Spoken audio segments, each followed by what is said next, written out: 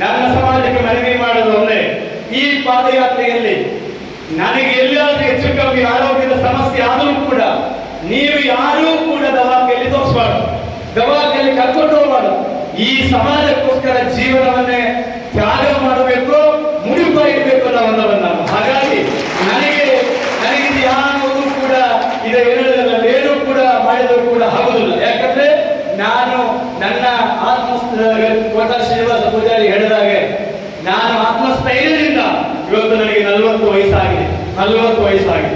ಆ 40 ವಯಸ್ಸಿನೊಳಗಡೆ ವೈಯಕ್ತಿಕವಾಗಿ ನಾನು 16 ವಯಸ್ಸಿನಿಂದ ಹೊರಗಡೆ ಮನೆ ಬಿಟ್ಟು ಹೊರಗಡೆ ಬಂದವ ನಾನು.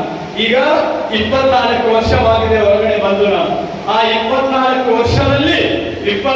ವರ್ಷದಲ್ಲಿ ದೇಶದ 16 ವಿದೇಶ ರಾಜ್ಯಗಳಲ್ಲಿಯೂ ಹಾಗೂ ಸನಾತನ ಧರ್ಮದ ಉಳಿವಿಗೋಸ್ಕರ ಧರ್ಮವನ್ನು ರಕ್ಷಣೆ ಮಾಡುವ ಹಿನ್ನೆಲೆಯಲ್ಲಿ ಹಲವಾರು ಹೋರಾಟಗಳು ಮಾಡಿದೆ.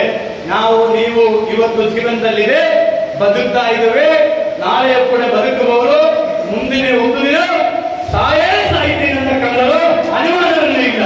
ಇದು ಸತ್ಯ ಇದೆ. ಅದು ನಾವು ಹುಟ್ಟಿದ ಸಮಾಜಕ್ಕಾದರೂ ಕೂಡ ಹಾಗೇ ಸಾಯುವುದಿಲ್ಲ. ಹಾಗೇ ಅದನ್ನೇ ಅನ್ಕೋಬೇಡಿ, ಮತ್ತೆ ಹಾಗೇ ಸಾಯುವುದಿಲ್ಲ.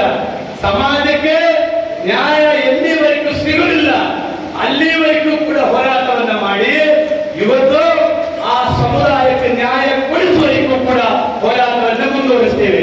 ಅದರ ಮಧ್ಯದಲ್ಲಿ ನಮ್ಮನ್ನು ಬಂದು ಎದುರಿಸುವುದು, ರಾಜಕೀಯ ಶಕ್ತಿ ತೋರಿಸುವುದು, ಕಳೆದ ಹೋಗಿದ್ದ ಕೇಸುಗಳು ಅಪೀಲ್ ಮಾಡ್ತೀವಿ ಅಂತ ಹೇಳುವುದು, ಆ ಕೇಸುಗಳ ರದ್ದು ತೆಗಿತೀವಿ ಅಂತ ಹೇಳುವುದು, ಇದೆಲ್ಲ ನೋಡಿದ್ದೀವಿ. ಇದೆಲ್ಲ ನೋಡಿ ನಾವು ಬಂದಿರೋದು ಯಾವುದು ಹೇಳುವುದಿಲ್ಲ. ನೀವೇನಾದ್ರೂ ಮಾಡಬೇಕಂದ್ರೆ ನೇರವಾಗಿ ಶೂಟರ್ ಸೈಡ್ ಮಾಡಬೇಕು, ಅವಾಗೇನಾದ್ರೂ ಮಾಡಬಹುದು. ಅದನ್ನ ಬಿಟ್ಟು ಬೇರೆ ಯಾವ ರೀತಿಯಲ್ಲಿಯೂ ಮಾನಸಿಕವಾಗಿ ಕುಗ್ಗಿಸಬೇಕು. ಮತ್ತಿಲ್ಲಿ ಪಾದಯಾತ್ರೆ ನಿಲ್ಲಿಸಬಹುದು, ಸಮುದಾಯದವನ್ನು 2 ಭಾಗ ಮಾಡಬಹುದು. 2 ಭಾಗ ಮಾಡಿದ್ರು ಸಹ ಅವರೆಲ್ಲರೂ ನಮ್ಮವರೇ.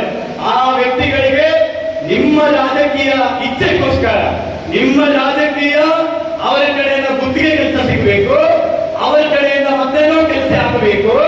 ನಿಮ್ಮ ವೈಯಕ್ತಿಕಕ್ಕೋಸ್ಕರ ಸಮಾಜವನ್ನೇ ಬೆಳಿಕೊಡಬೇಡಿ ಅಂತಕ್ಕಂಥದ್ದು ನಾನು ನಿಮ್ಮಲ್ಲಿ ಎಲ್ಲ ಮನವಿ ಮಾಡುತ್ತೇನೆ.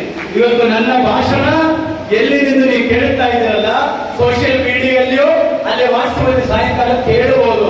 ನಿಮಗೆಲ್ಲರಿಗೂ ನಾನು ಮನವಿ ಮಾಡೋದು ಒಂದೇ, ಬಿಜೆಪಿ ಸರ್ಕಾರ ಇದ್ದಾಗ ನಾನು ಹೋರಾಟ ಮಾಡಿದೆ. ಬಿಜೆಪಿ ಸರ್ಕಾರ ಇದ್ದಾಗ 11 ಜನ ಶಾಸಕರುಗಳ ಮನೆ ಮುಂದೆ ಕೂತೆ, ಹೌದಲ್ವಾ? ಹೋಗಿದ್ರೆ ಇಲ್ವಾ? ಆ ಸಂದರ್ಭ ಓಡಿ ಬರ್ತಾ ಇತ್ತು, ಬನ್ನಿ ಎಲ್ಲಿದೆ ಈಗ? ಯಾಕೆ ಈ ಬೆಳೆದ ಸಮಾಜ ಅಂದ್ರೆ ಬಿಜೆಪಿ ಇರ್ತಾರಲ್ಲ ನೀವು ನೆಲವುಗಳು. ಇವತ್ತು ಕೆಪಿಸಿಸಿ ಸೆಕ್ರೆಟರಿ ಬಂದಲ್ಲ ಶ್ರೀನಾಥಣಿ, ಅವತ್ತು ಮಾಲಿಕೆಯರ ಮನೆ ಮುಂದೆ ಹೋಗುವಾಗ, ಉಮೇಶ್ ಜಾಧವ್ ಮನೆ ಮುಂದೆ ಹೋಗುವಾಗ ಬಂದಲ್ಲ ಹಿಂದೆ ಬನ್ನಿ ಅಂತ ಹೇಳಿ. ಇವತ್ತು ಯಾಕೆ ಅಂದ್ರೆ ಸಮಾಜವನ್ನೇ ನಿಮಗೆ ರಾಜಕೀಯವಾಗಿ ತರಲಿಕ್ಕೋಸ್ಕರ ಅಲ್ಲ ಬಂಧುಗಳೇ, ಬಹಳ ಸ್ಪಷ್ಟನೆ ಇವತ್ತು ಘೋಷಣೆ ಮಾಡ್ತಾ ಇದ್ದೀನಿ. ನಾಳೆ ಬೆಂಗಳೂರಲ್ಲಿ ಪಾದಯಾತ್ರೆ ತಲುಪಿದ ಮೇಲೆ ಅನಂತರ ದೇವರ ಆಶೀರ್ವಾದ ಆರೋಗ್ಯವನ್ನು ಕೊಟ್ಟರೆ ಮರಳಿ ನಮ್ಮ ಬೇಡಿಕೆಗಳಲ್ಲಿ ಈಡೇರಿಸಿದ ಮೇಲೆ ಕಲಬುರಗಿಯಲ್ಲಿ ಚಿತ್ತಾಪುರ ತಾಲೂಕಿನ ಸುರೇಶ್ ಗುತ್ತಿದಾರ ಜಾಗ ದಾನ ಮಾಡಿದ್ರೆ ಅಲ್ಲಿ ಒಂದು ಸಣ್ಣ ಗುಡಿ ಕಟ್ತೀವಿ, ಕಾಂಪೌಂಡ್ಗಳಲ್ಲಿ ಕಟ್ತೀವಿ, ಒಂದು ಟೀಚರ್ ಮರವನ್ನು ಹಚ್ತೀವಿ, ಮುಂದೆ ಬೆಳೆಸ್ತೀವಿ. ಅದನ್ನ ಜೊತೆ ಕಲಬುರಗಿಯಲ್ಲಿ ಈಡಿಗ ಸಮುದಾಯ ತಲೆ ಎತ್ತು ಹಾಗೆ ಸುಮಾರು ವೆಚ್ಚದಲ್ಲಿ ಒಂದು ಒಳ್ಳೆ ರೀತಿಯಂತಕ್ಕಂಥ ಮಠವನ್ನೇ ಕಲಬುರಗಿಯಲ್ಲಿ ನಾವು ಸ್ಥಾಪನೆ ಮಾಡುತ್ತೇವೆ ಅಂತಕ್ಕಂಥದ್ದು ಕೂಡ ನಾನು ಹೇಳಬಹುದು. ಒಂದೇ ಒಂದು ಮಾತು ಹೇಳಿ ಮುಗಿಸ್ತೀನಿ ಬಂಧುಗಳೇ.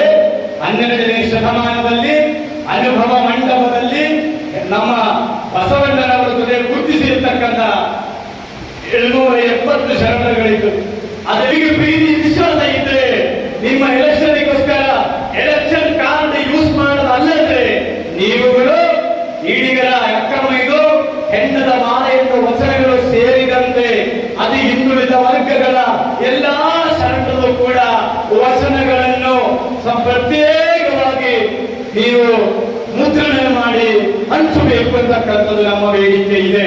ಅವರು ಈಡಿಗ ಅಕ್ಕಮ್ಮ ಹೆಂಡದ ಮಾಲೆಯ ಈ ಹಿಂದುಳಿದ ಸಮುದಾಯದಲ್ಲಿ ಹುಟ್ಟಿದೆ ಅಂತ ಒಂದೇ ಕಾರಣಕ್ಕೋಸ್ಕರ ಅವರ ವಚನ ಯಾರು ಹೇಳುವುದಿಲ್ಲ ಬಂಧುಗಳೇ. ಈಡಿಗರ ಅಕ್ಕಮ್ಮ ಶಿವಮೊಗ್ಗ ಜಿಲ್ಲೆಯ ಹೊಸನಗರ ತಾಲೂಕಿನ ಕೋಟೆ ಕಾಲದಲ್ಲಿ ಲಿಂಗೈಕ್ಯ ಆಗಿರುವುದು ಕೂಡ ನಿಮಗೆಲ್ಲಕ್ಕೂ ಗೊತ್ತಿರಲಿ. ಆದ್ರಿಂದ ನಾರಾಯಣ ಗುರುಗಳಿಂದ ಪ್ರಾರಂಭ ಮಾಡಿದ